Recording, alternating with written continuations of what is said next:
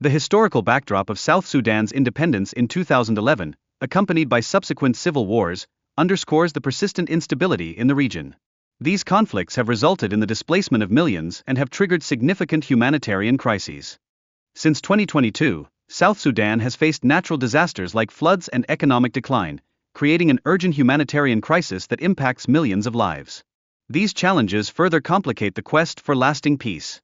The ramifications of Machar's arrest include escalating political tensions and the controversial involvement of the Ugandan army, which stands accused of bombarding civilian areas. This situation amplifies an already fragile security landscape. Moreover, the arrest of Machar and his associates signals a harsh crackdown on dissenting voices, raising alarm over political freedoms in the region. Reports indicate that many individuals have been detained without communication.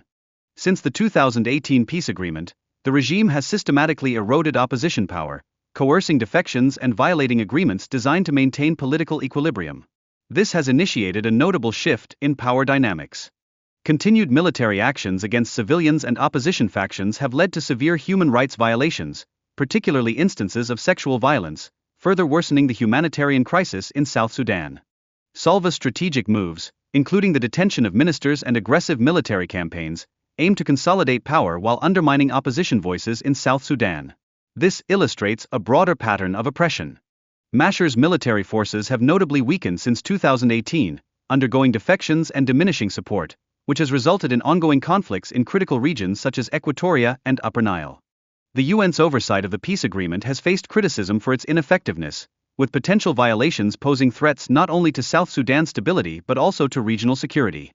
Despite acknowledging local leaders for their role in sustaining the peace agreement, the UN's lack of decisive action contradicts its obligations and disregards the pressing needs of the South Sudanese population.